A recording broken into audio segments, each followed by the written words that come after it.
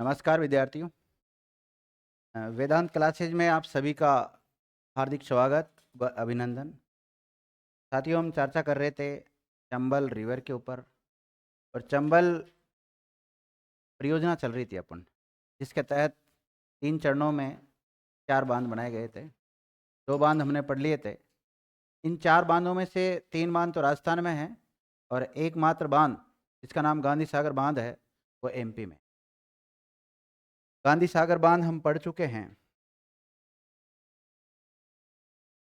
ये रहा गांधी सागर बांध, इसमें भी दर्शा रखा है। और राणा प्रताप सागर जो बांध है इसके बारे में भी हमने पढ़ लिया। अब पढ़ेंगे हम जवाहर सागर बांध के बारे में। हेडिंग डालो सभी विद्यार्थी, जवाहर सागर बांध।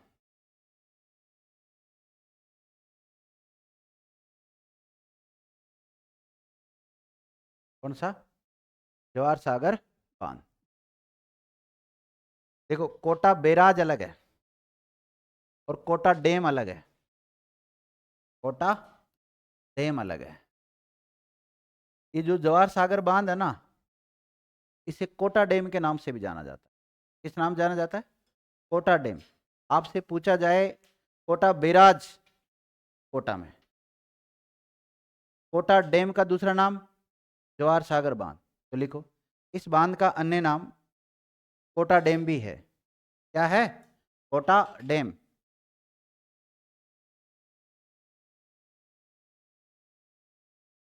ये जो बांध बना रखा है कोटा डैम, ये बना रखा है कोटा और बूंदी की सीमा पर कोटा और बूंदी की सीमा पर स्थित है। कोटा और बूंदी की सीमा पर स्थित।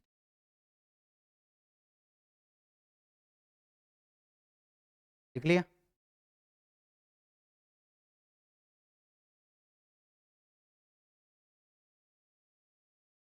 देखो, ये राजस्थान का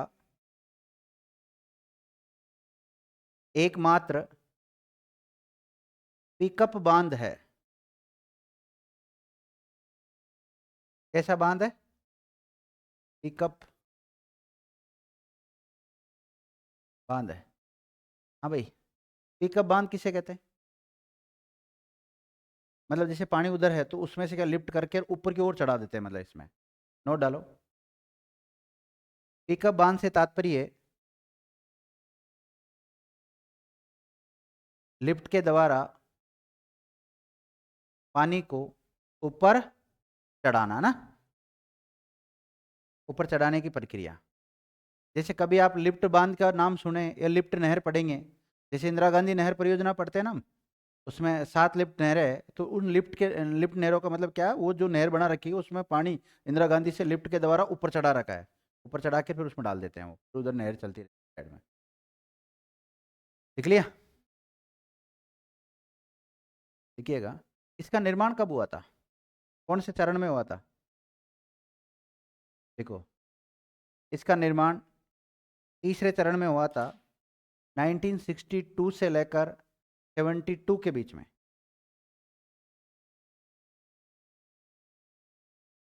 1962 से 1972 के बीच में इसका निर्माण हुआ। देख लिया? यहाँ से 99 मेगावाट विद्युत भी उत्पादित होती है। कितनी? 99 मेगावाट विद्युत भी उत्पादित होती है। 3 इकाई लगा रखी विद्यार्थियों। कितनी? 3 इकाइयाँ लगा रखी। और 33 इंटू 3 कर लो आप। 33 मेगावाट की कितनी यूनिट है? कितनी इकाई है? 3000। और कितना मेगावाट विद्युत निकालती है? 99। जवाहर सागर बांध या कोटा डैम कौन सी नदी किनारे है? ये कौन सी नदी पर बना हुआ है? चंबल। ये तो लिखाने की जरूरत ही नहीं, चंबल ही पढ़ रहे हैं वैसे तो। देखो, इस बांध से कोटा और बूंदी में सिंचाई भी होती है। क्या होती है? सिंचाई भी होती है।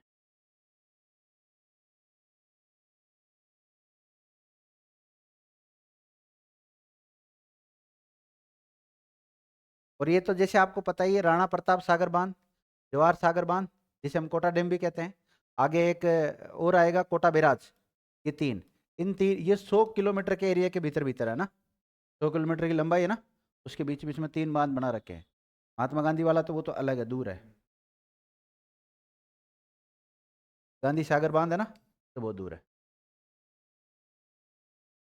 अब अगला लिखो आप, कोटा बैराज, जगह छोड़ना थोड़ी बहुत। कोटा बैराज,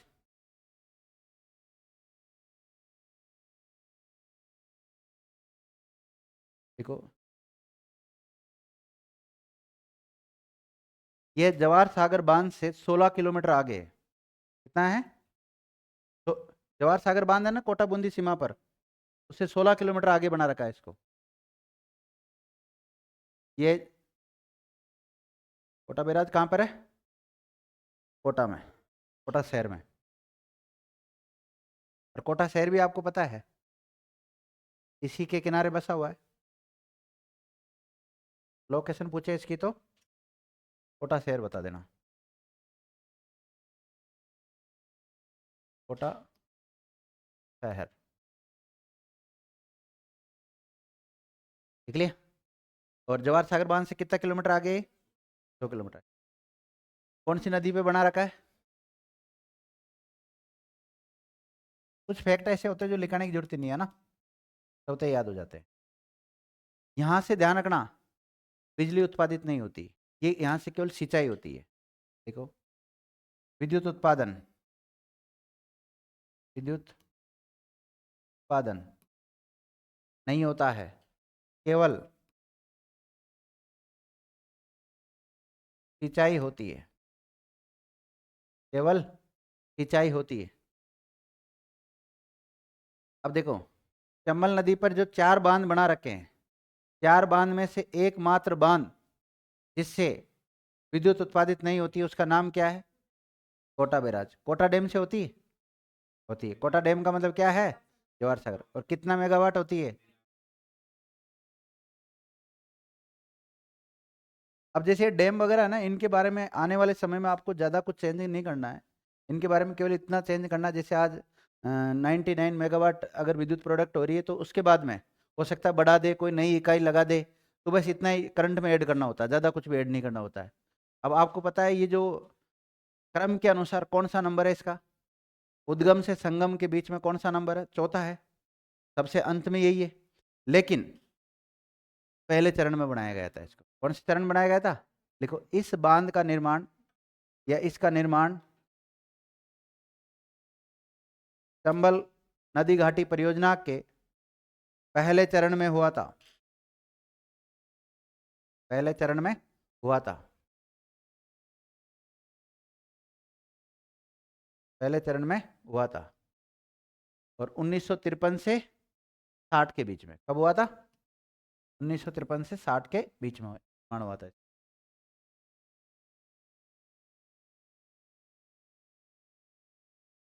देखो, आप इसमें पेयजल भी लिख सकते हैं, मतलब पेयजल हेतु भी जलापूर्ति की जाती है। जो कोटा बैराज लिखा ना आपने, इससे मतलब विद्युत उत्पादित नहीं होती, बाकी दूसरे काम तो होते हैं। वहां पे पेयजल भी लिख सकते हो आप। उद्घाटन लिखो, इसका उद्घाटन किसने किया था? पंडित जवाहरलाल नेहरू ने।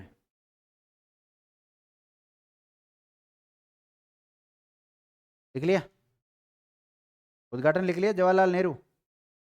लंबाई लिखो 438 मीटर। कितना? 438 मीटर। ऊंचाई लिखो 42 मीटर।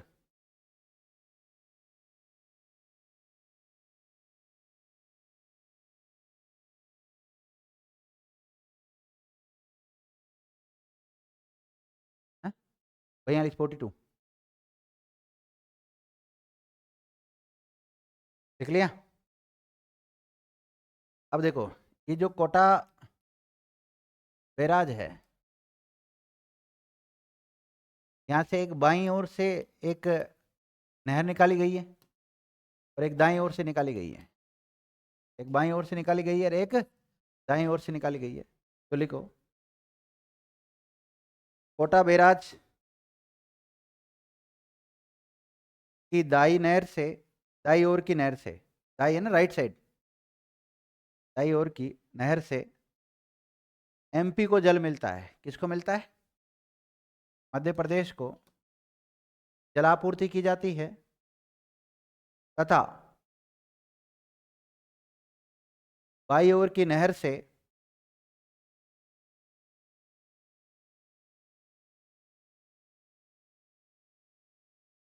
चंबल के अतिरिक्त पानी को मेज नदी में डाला जाता है। किसमें डाला जाता है? मेज नदी में डाला जाता है।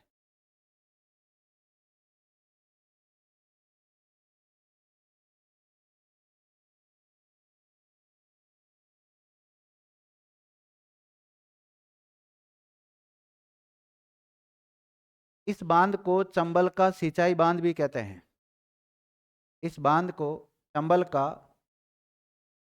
सिंचाई बांध भी कहते हैं।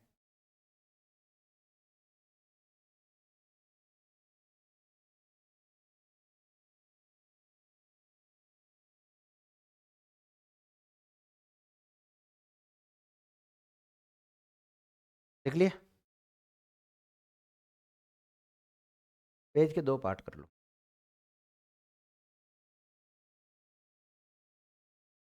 एक तरफ बाईं ओर की नहर और एक तरफ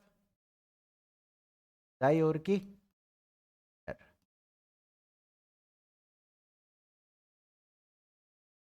देखो विद्यार्थियों, ये बाईं ओर की जो नहर है, इसको इससे जो लाभान्वित है वो है कोटा और बूंदी। कौन से जिले लाभान्वित है? कोटा और बूंदी लाभान्वित है, जिसकी लंबाई है 178 किलोमीटर। नहीं है? 178 किलोमीटर नहर की लंबाई बता रहा हूँ।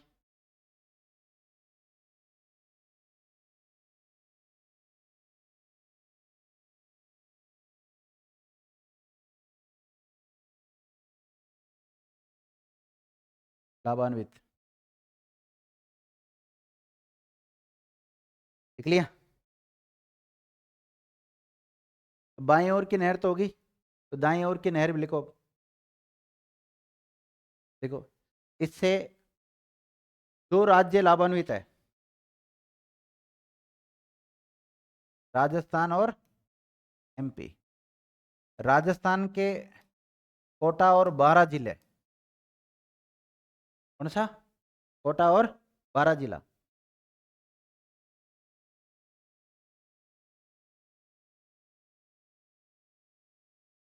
देखो, इस नहर की कुल लंबाई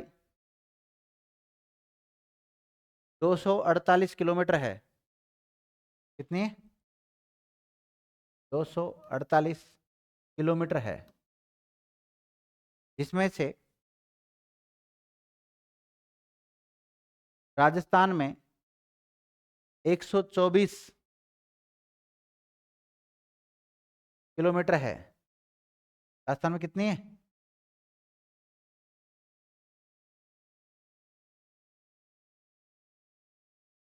राजस्थान में 124 किलोमीटर है। हाँ, आधी आधी होगी दोनों में ना। देखो, इस नहर से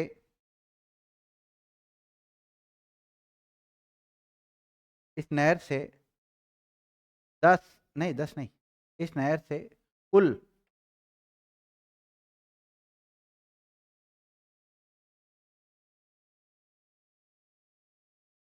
14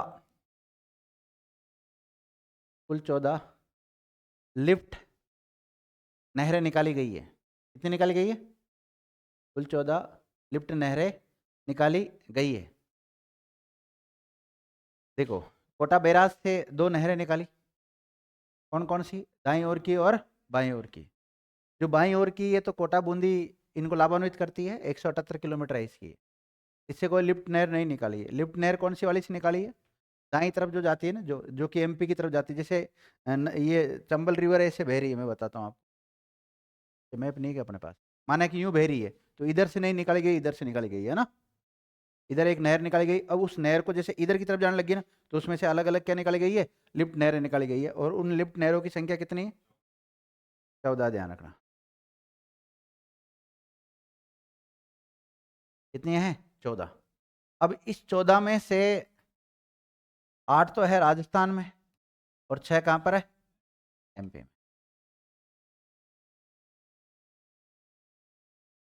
देखो इन 14 में से 8 नहरें, 8 लिफ्ट नहर मतलब 8 लिफ्ट नहर राजस्थान में और 6 एमपी में है।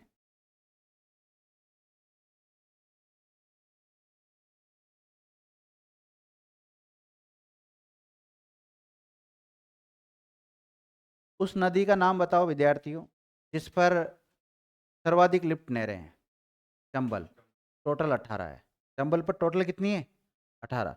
और 14 तो कहाँ से निकाल रखी? कोटा बैराज की दाईं ओर की जो नहर जारी उसमें से। देखिएगा चंबल नदी पर, आई हो गया, सुनना मेरी बात, सुनो सुनो सुनो। ये जो 8 नहरें राजस्थान में निकाल रखी है, ये कौन से 2 जिलों में है? एक तो 12, एक कोटा में। ध्यान, क्योंकि इससे 12 और कोटा ही लाभान्वित है।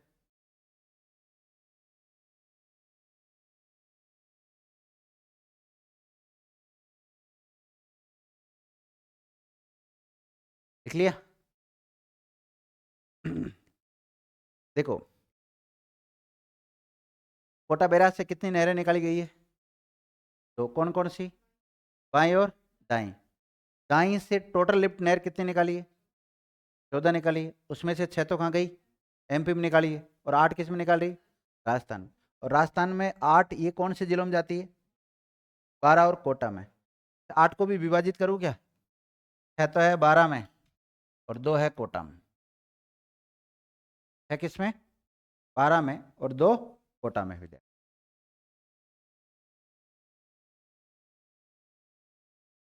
एक नोट डालो, टोटल मतलब ऐसे ही।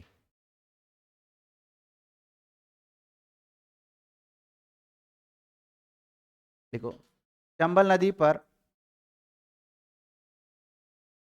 18 लिफ्ट नहरें हैं। कितनी है? 18 लिफ्ट नहरें हैं, जिसमें से 8 लिफ्ट नहरें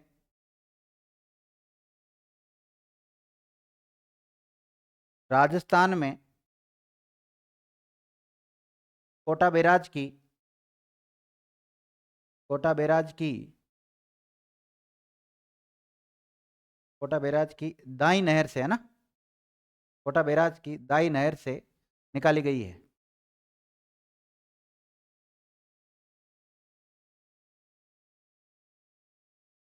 राजस्थान की 8 लिफ्ट नहरें निम्नलिखित है। चंबल की दाई और की जो नहर है ना कोटा बैराज से जो निकाली गई, उससे 8 है ना राजस्थान में। राजस्थान में कितनी है? 8। 8 में से 2 कहाँ है और 6 कहाँ है? इनका नाम लिखा दूं? इनका नाम ही लिखाना चाह रहा हूँ, जिनके नाम निम्नलिखित है।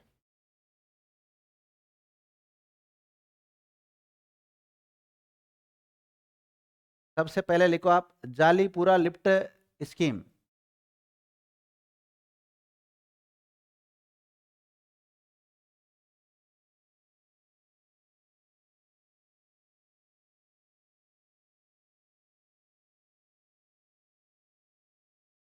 Jalipura lift scheme. और ये कहाँ पर है? कोटा में। कहाँ पर है? कोटा में। दूसरे लिखो विद्यार्थी दिगोद। कौन सी? दिगोद। और ये है कोटा में, दिगोद लिफ्ट नहर या लिफ्ट स्कीम जो भी। लिख लिया? ये भी कोटा में।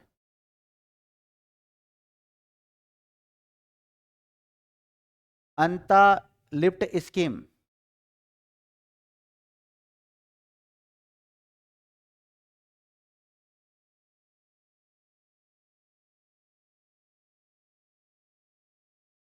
कहाँ बताओ? 12। चौथी लिखो अंता लिफ्ट माइनर। अंता लिफ्ट माइनर, ये भी कहाँ पर है? 12 में ही है। देखो, HL lift scheme,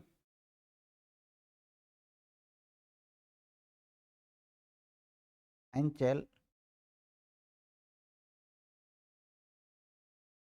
lift scheme, कहाँ बोलो, 12। अगला लिखो, Ganeshganj lift scheme,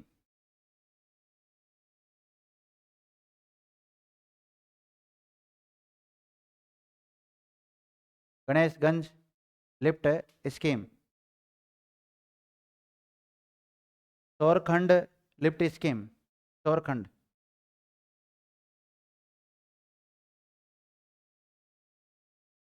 Saurkhand lift scheme, Saurkhand कहाँ है, देखो, कचारी लिफ्ट स्कीम,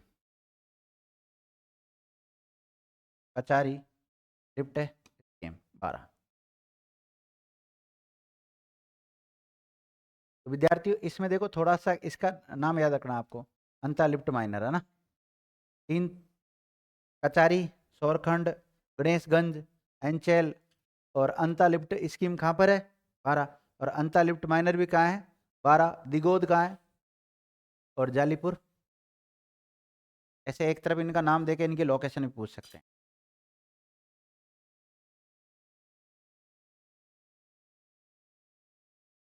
लिख लिया, लिखो, चंबल की सहायक नदियां, चंबल की सहायक नदियां, वो चंबल नदी घाटी परियोजना कंप्लीट हो गया था अपना ना, चंबल की सहायक नदियां,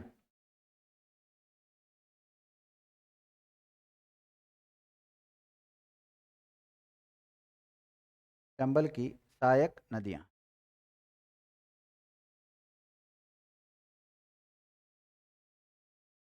चंबल की सहायक नदियां, देखो, पुन्नू, नहीं, पुन्नू, कुराल, काली सिंध,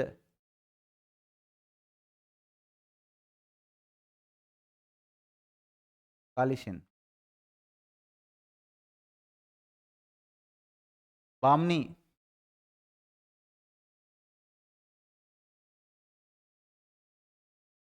चाकण, बनास, चीप,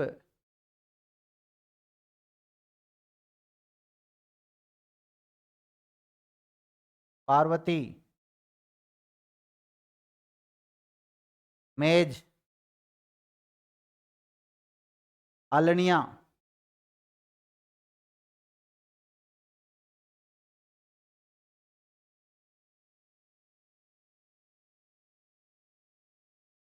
छोटी काली सिंध, कुराज, सिवान, कुराज, सिवान, छिप्रा, ये ना छिप्रा नदी, छिप्रा, परवन, परवन, परवन,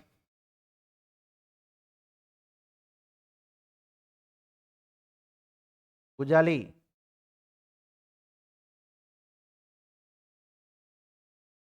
ब्राह्मणी,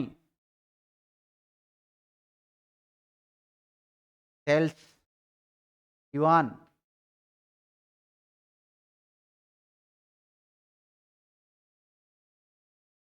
सारी नदी है, हाँ सिवान, वो एक ही है।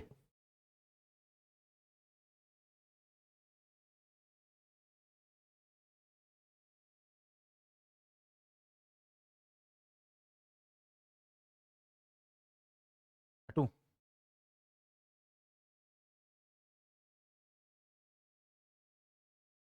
सेल्स कई जगह सेल्म भी मिलता है ना, सेल्म,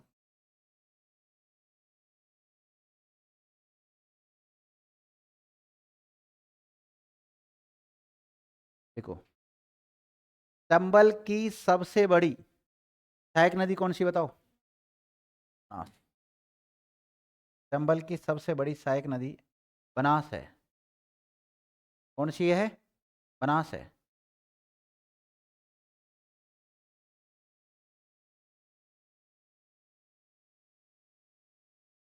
लिख लिया?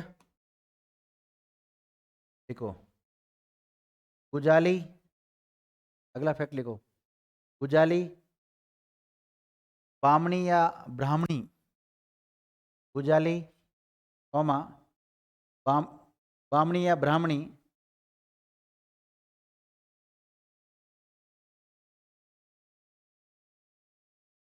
ईज,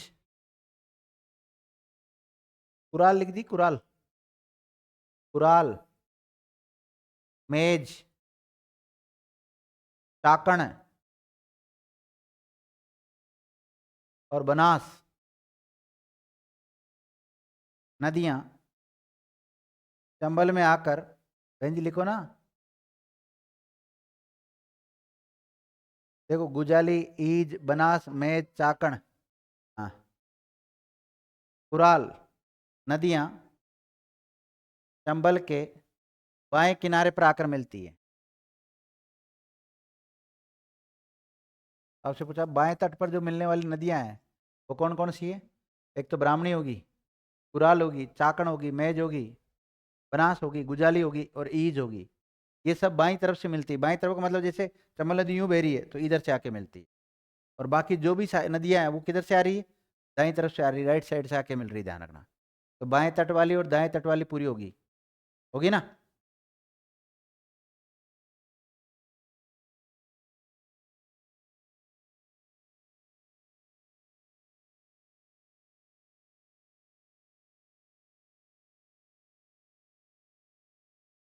हेडिंग डालो।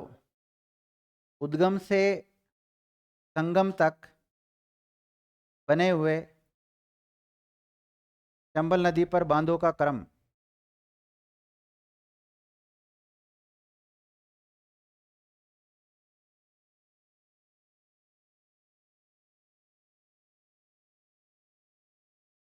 उद्गम से संगम तक बने बांधों का क्रम। और एक पेज के 6 पार्ट कर लो। कितने? एक पेज के कितने पार्ट कर लो? 6 पार्ट कर लो। हट जाएंगे यूं। एक तरफ तो लिखो बांध का नाम, फिर लिखना उसका स्थान, कहां पर लोकेटेड है, फिर लिखना विद्युत क्षमता। क्या लिखोगे? विद्युत क्षमता। फिर लिखोगे नदी, फिर लिखोगे चरण, कौन से चरण में उसका निर्माण हुआ, और फिर लिखोगे निर्माण काल।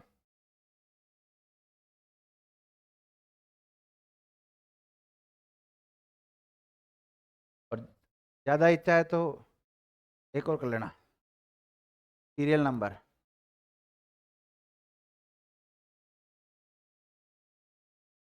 सबसे पहले कौन सा आएगा भाई?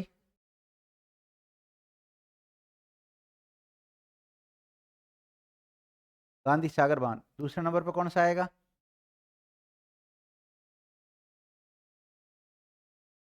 राणा प्रताप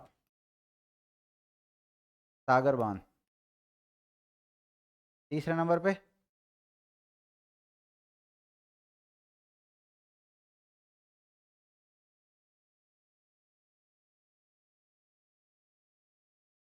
जवाहर सागर या कोटा डैम, कोटा डैम। चौथे नंबर पे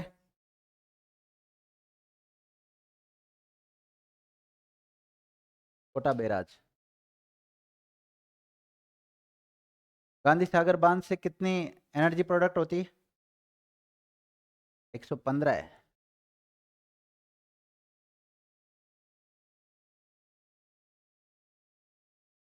और राणा प्रताप सागर बांध से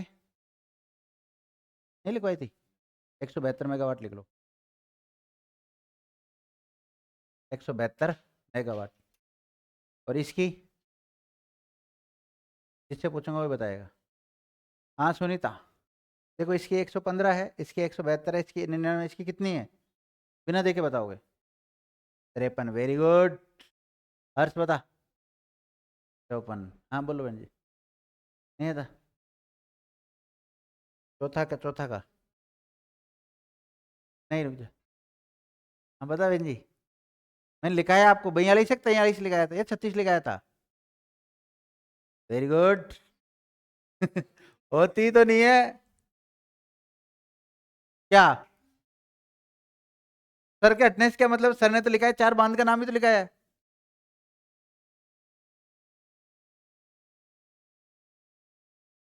ये गांधी सागर बांध कहाँ है? MP मंदसौर। मंदसौर है कि इंदौर लिखाया था? मंदसौर लिखा था भाई। राणा प्रताप सागर बांध ये कहाँ है? रावत बाटा। रावत बाटा कहाँ है? चित्तौड़। और चित्तौड़ कहाँ है? राजस्थान। जवाहर सागर बांध बोरावास। बोरावास बताया था ना? जगह नहीं लिखाई थी क्या आपको? ओहो, लिख लो, वहां भी लिख लो। हाँ, कोटा बूंदी सीमा बोरावास में। होगी ना गलती छोटी छोटी। और ये कहाँ पड़ता है? कोटा बूंदी सीमा पर। और कोटा बैराज कोटा शहर। नदी चारों में सेम आ जाएगी। चंबल रिवर आ जाएगी में सेम इसमें। चरण बता, सुनीता बताएगी। गांधी सागर बांध का निर्माण कौन से चरण में हुआ? पहला चरण कब से कब तक चला था? 1953 से लेकर 60 तक में था प्रथम चरण। राणा प्रताप सागर का चरण बताओ। चरण, दूसरा चरण, सेकंड चरण। 1960 से 1970 तक। इसका तीसरे चरण में। और 1962 से 72 तक। और सुनीता इसका? हाँ? पहला चरण कब से कब तक?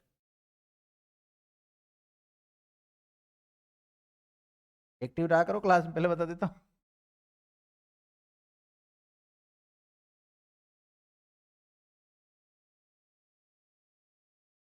सावधानी हटी, दुर्घटना घटी, ये मान लेना।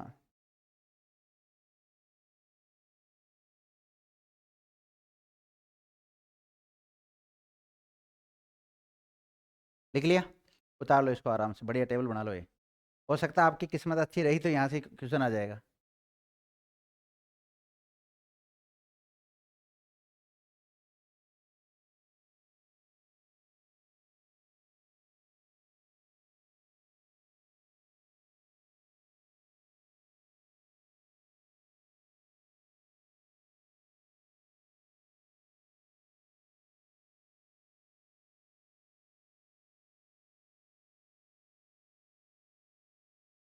लिख लिया भाई? चलो, आज की क्लास को यहीं विराम देते हैं। अभी चंबल नदी के बारे में तो लगभग फैक्ट कंप्लीट हो गए, लेकिन अब चंबल की जो सहायक नदियां हैं उनके बारे में नेक्स्ट क्लास में चर्चा करेंगे। धन्यवाद विद्यार्थी।